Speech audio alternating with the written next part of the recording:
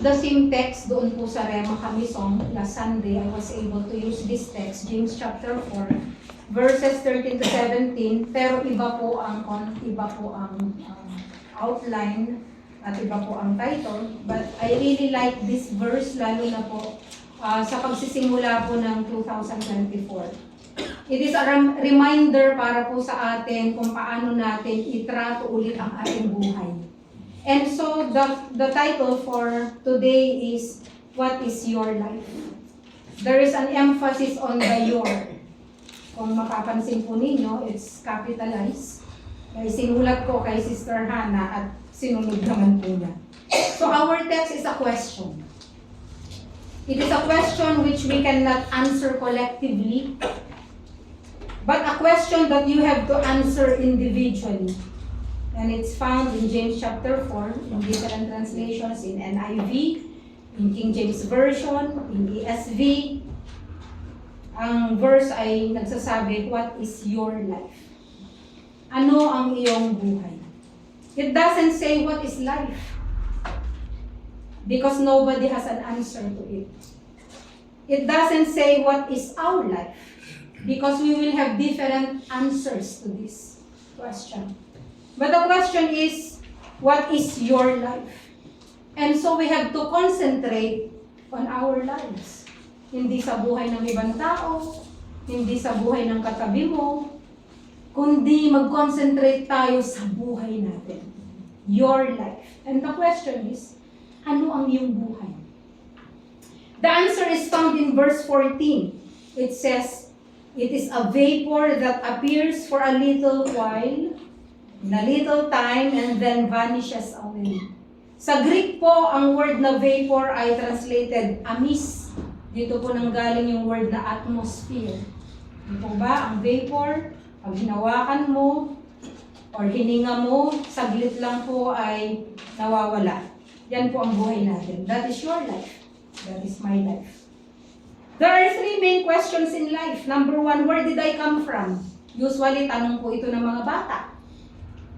At kinakailangan na sagutin mo ito dahil kapag hindi mo sinagot ito sa iyong anak, iba ang sasagot nito at magkakaroon ng maling sagot doon sa kanilang tanong. Where did I come from? Pangalawa, habang tayo po ay tumatanda, why am I here? Ba't ako nandito? Natanong niyo na po ba sa sarili niyo, ba't kayo nandito? Ba't ako nandito? At ang pangatlo, where do I go from here? Saan ako pupunta? O anong mangyayari sa buhay ko pagkatapos nito? So yun po ay mahahalagang tanong sa buhay natin. And there are different statements about life. Life is very brief. Maikli lang ang buhay, di po ba? Life is not fair, sabi nila. Sino ba nagsabing fair ang buhay? Life is a feast, and some say life is a fast. Some say life is a paradise, and others say life is a prison. Your definition of life is personal. When I ask you a question, what is your life? You can have different answers. My life is heaven, or my life is hell. My life is a failure, or my life is a success. It depends. My life is a fulfillment, or my life is a disappointment. But in James chapter 4, verse 14, it says, your life, my life is a vapor. Life is a steam. Life is likened to a tent. Di ba ang sabi ng Bible, tayo ay parang tent lang? Why? Ito ay tinatayo lang for a specific period of time, and after that, you will be wrapping up the tent para itago. We're like a tent. We're not permanent. Isaiah likened our life to the grass of the field that is now here, and then after that, it will be thrown to the fire or be thrown to the oven. Ang sabi ni Job, life is like a breath. Parang hininga. Pagkatapos na nawawala. Life is not easy. Why? Because life is complex. Sabing ganun life is complicated. Talagang complicated. It is complex, komplikado. Hindi madali ang buhay. Life is limited. Our time on earth is limited. That's why time can be used wisely or time can be used unwisely. It can be invested. It can be squandered. But once used, it can never be regained. Yun ang buhay natin. Yun ang time dun sa buhay natin. Doon po sa program natin, no, nakita ko po yung ganda yung dandelion. Napakagandang nilikha pero makikita mo unti-unti mawawala. Pero pwede ko rin ihalin tulad dito doon po sa, ano bang tawag doon? Yung time, yung may clock, yung sand, ano bang tawag doon? Nakalimutan ko. Diba? Nauubos na. Okay. It can never be regained. So the question is, yung question natin itong 2024, how much time do you have left? Gaano ba katagal pa kaya ang buhay mo na natitira? Ang time mo dito sa lupa? Only God knows the answer. Diba? Kaya nga gusto ko lang pong ipaalala, baka sabihin nyo napaka-morbid naman ng preaching na ito. No, I just want to remind myself and also you na itong 2024 January po, siguro maganda i-dedicate natin sa Panginoon kung ano nga ba ang gagawin natin sa buhay natin ng 2024. Kasi nga, once na na-use natin, hindi na po natin pwedeng ibalik. It's a new beginning. It's a new month. Hindi pa huli ang lahat. 2023, binigyan ka ng Lord ng chance mabuhay pa.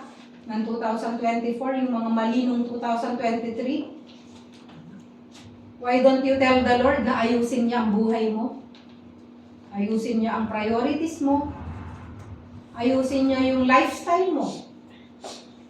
Maraming bagay na pwedeng ayusin, pwedeng simulan, at ang Diyos na po ang magtatapos. Psalms 90 verse 12 says, "Teach us to number our days, that we may gain a heart of wisdom."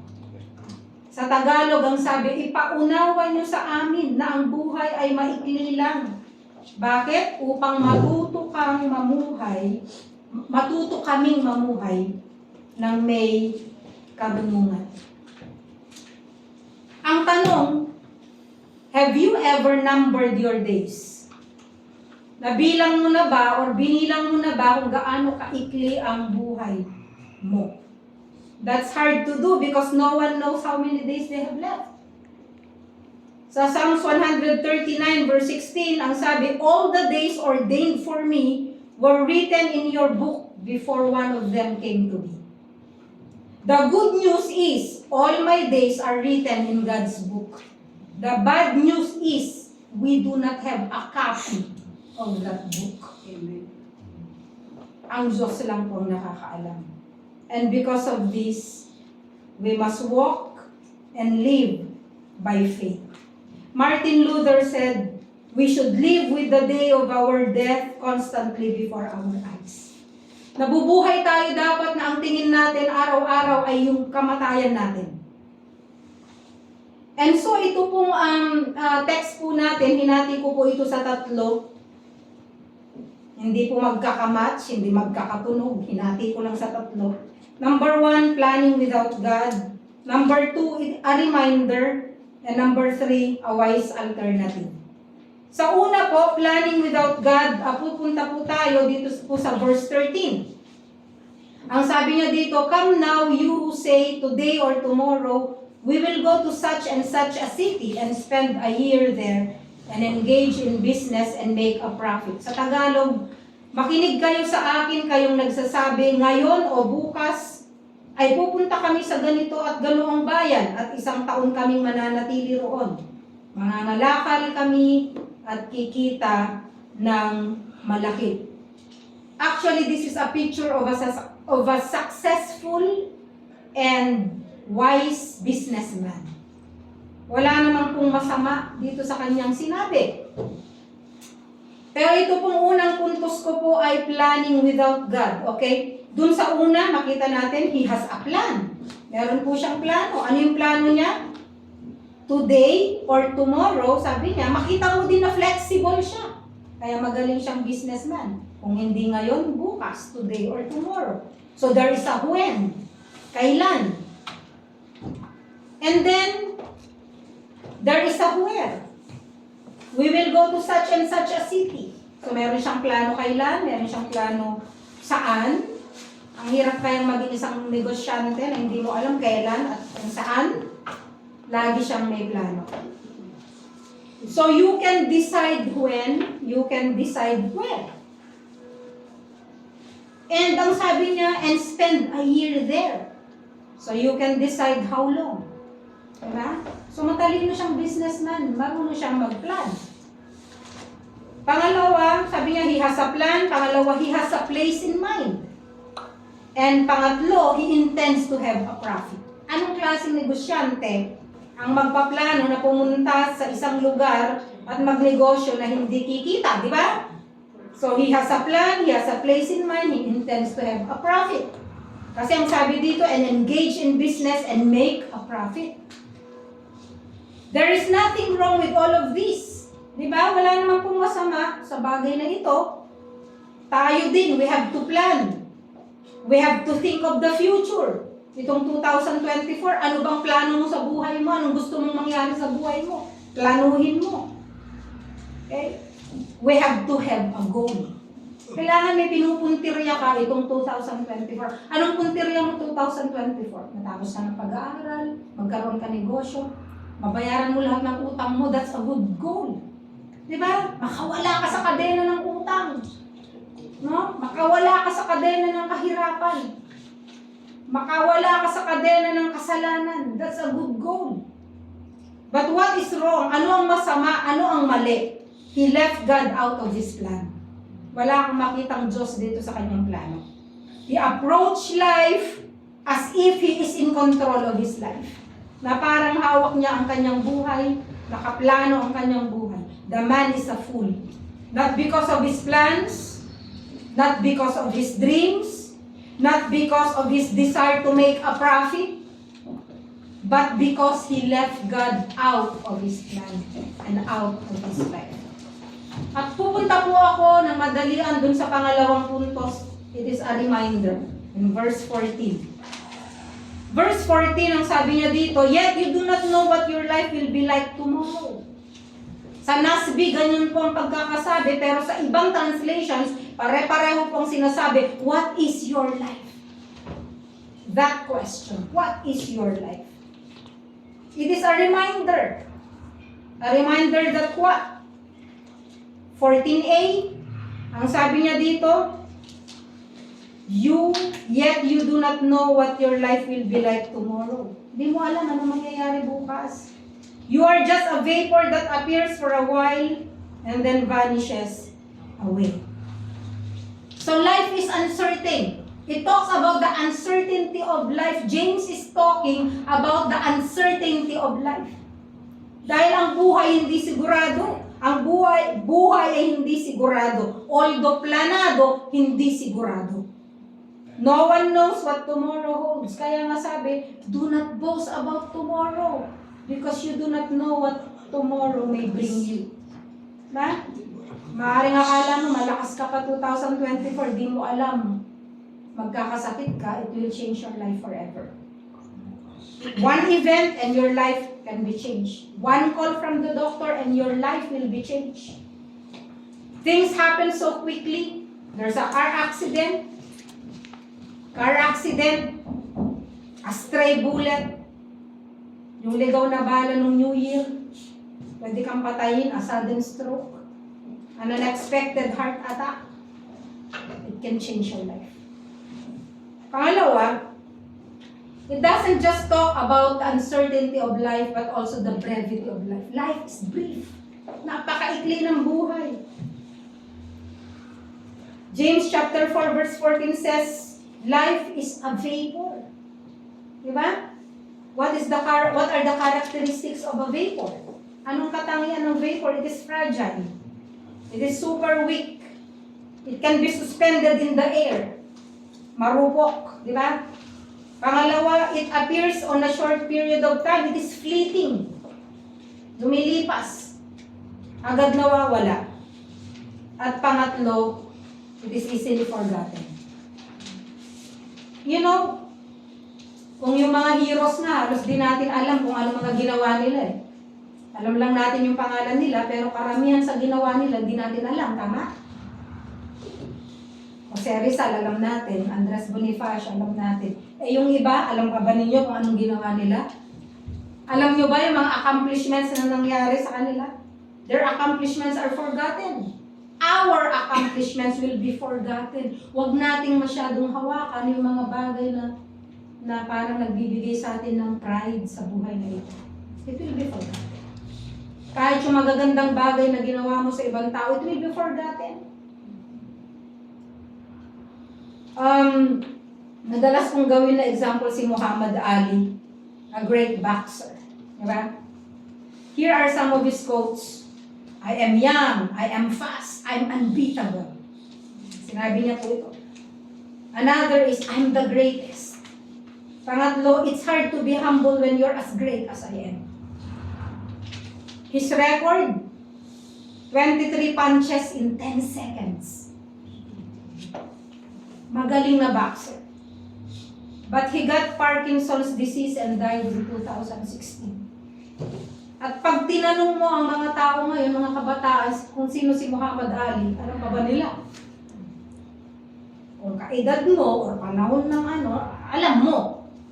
Pero kung ang edad natin, kagaya ko, hindi ko na alam. Diba? Kung mga bata-bata, hindi na nila alam sino si Muhammad Ali. Okay. Life is short, and his accomplishments are forgotten. Life is brief, and no one lives forever. Walang nabubuhay ng forever. Walang forever. We are born, we live 30, or 40, or 50, or 60 years. If we are strong and healthy and blessed by God, we may live up to 80. Ang sabi ng Bible sa Psalms chapter 90, di ba? Hanggang 70 lang talagang buhay ng tao. Pag lumampas ka dun, 70 or 80, pag lumampas ka dun, bonus na yon. Some people live until 90 and even 100. But it doesn't matter how long you live because eventually you will die. Everyone dies. And the only difference is, number one, some of us know it. Alam natin ito. At pangalawa, some people act like they will live forever. Diba? Kaya hindi nila mabitiwan yung mga bagay dito sa mundo. At pupunta po ako sa pangatlong point, a wise alternative, verse 15. Instead, sabi niya, you ought to say, if the Lord wills, we will live and also do this or that. If the Lord wills. This is the crowning point of the text. Yung instead. Sa halip. Sabi niya, sa halip. Ganito ang dapat mong sabihin. When Paul visited Ephesus in Acts chapter 18, di ba gusto ng mga members doon, magtagal muna siya. Pero anong sabing ganun ni Paul? Hindi siya pwedeng mag-stay longer because he has other plans. But he said in verse 21, I will come back to you again if God wills. At yun din po ang sinabi niya sa church sa Corinth. At sa iba pang churches kung saan po siya nagpunta. That's how we should all talk, no? We make our plans, we set our schedule, but we leave them all in God's hands. Gumawa tayo ng plano, hindi masama. Mag-set tayo ng schedule, maganda yun. Pero iwanan po natin ang lahat sa kamay ng Diyos. May mga plano tayo this 2024, iwanan po natin sa kamay ng Diyos. Proverbs 16 verse 9 says, the mind of a man plans his ways, but the Lord directs his steps. Proverbs chapter 16 verse 1 and 3, sabi niya, the plans of the heart belong to man, but the answer of the tongue is from the Lord. And of course, Proverbs 3:5-6, trust in the Lord with all your heart. And lean not on your own understanding. In all your ways, acknowledge Him. And He will direct their paths. Pangalawang example, dun po sa disciples' prayer, dun sa Matthew chapter 6, di ba sabi niya? Thy kingdom come, thy will be done. Nagpe-pray tayo minsan ng ganito, pero sinasabi mo, my will be done. Di ba? Ang hirap sabihin yung thy will be done, Lord. Because we have our will. Kaya ang hirap sabihin sa Panginoon na, Lord, kayo po ang masusunod. Because at the back of our minds, ang sinasabi natin, Lord, gusto ko ako ang masunod. At pangatlo, yung prayer ni Jesus sa Garden of Gethsemane, ang sabi niya, not my will, but your will be done. So how should we view our life? How should you view your life? Ano yung attitude mo dapat sa iyong buhay, sa aking buhay, at sa pag-face natin ng uncertainty itong 2024? Number one is always check your life. I-check natin lagi ang ating buhay. Treat the present as if it is the last. Magaling tayo mag-procrastinate, di ba? Bukas na lang, saka na lang. Aalisin ko na tong vision na to sa susunod naman. Mahilig tayo mag-ganon, di ba? But we have to treat the present na parang last. Ano ba ang gagawin mo kung tinaningan ka ng doktor na hanggang bukas ka na lang? Or 1 week na lang ang buhay mo, ano yung mga gagawin mo? Ang sabi ng iba, mabuti pa ang may sakit nakakapaghanda. Ang mahirap yung wala kang sakit, bigla ka na lang na-atake. Paano ka makakapaghanda? Tatanggapin ko ang Panginoon sa buhay ko, magseseryoso ako sa Christian life ko, sa susunod na lang. How do you know na may susunod ba? Baka paglabas mo ng pintuan ng church na ito, wala nang susunod. Mag-church ako sa Sunday na lang. Paano ka nakakasigurado na may Sunday ka pa? Di ba? Hindi na muna ako maglilingkod sa Panginoon. Saka na lang. Kailan ka pa maglilingkod? Consider the shortness of your days. It is good for us to see how short your life is, our life is, so we may appreciate every day. Every single day ma-appreciate mo. And use every single day wisely. Pangalawa, live for the Lord. Ang sabi nung ating invocation kanina, remember thy Creator in the days of your youth. Alalahanin mo ang may kapal. Alalahanin mo ang lumikha sa'yo habang ikaw ay bata pa. Habang ikaw ay buhay pa. Ecclesiastes chapter 3 verse 1 and 2 says, there is a time for everything. Sa Nasbi ang sabi, there is an appointed time for everything. There is an appointment that we always have to make. There is an appointed time for everything. A time to be born and a time to die. We always celebrate our birthdays. Diba? But do you celebrate the day of your death? Pero ang sabi ni Apostle Paul, to live is Christ, and to die is gain. Alam mo, pag nasa Panginoon ka, kaya mabuhay or mamatay, masaya ka. Bakit? Nasa Panginoon ka. At ang sabi ni Apostle Paul, to be absent from the body is to be present with the Lord. Pag nawalan ka ng hininga dito sa lupa, present ka kasama ng Diyos. Hindi ka lugi kung nasa Panginoon ka. Kung ibinigay mo ang buhay mo sa Panginoon. Ecclesiastes chapter 3 verse 20 says, all go to the same place.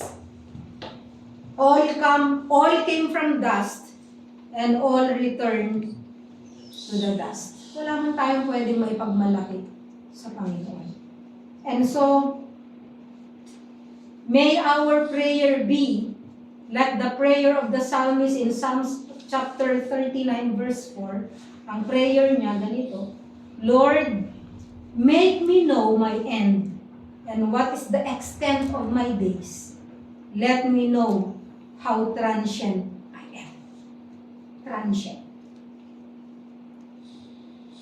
At gusto ko pong i-end ang message na ito dun po sa famous quotation po ni C.T. Studd, only one life, it will soon be past.